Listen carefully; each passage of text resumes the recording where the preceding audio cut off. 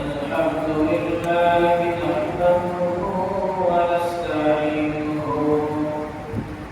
ونستغفره ونؤمن به ونتوكل عليه ونعوذ بالله من شرور أنفسنا ومن سيئات أعمالنا من يهده الله فلا مضل له ومن يضلله فلا هادي له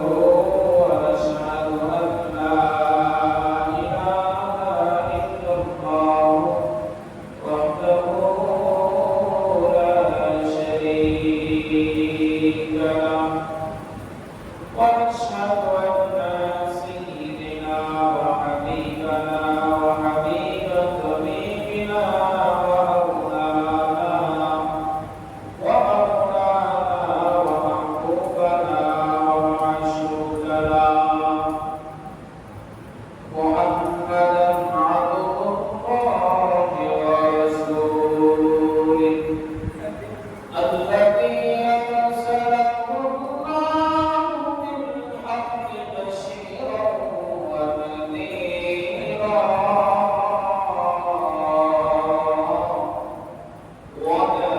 وداعيا إلى الله بإذنه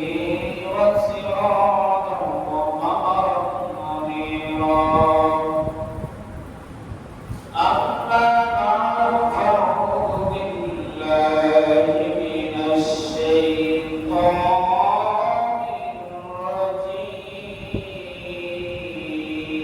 الرجيم بسم الله الرحمن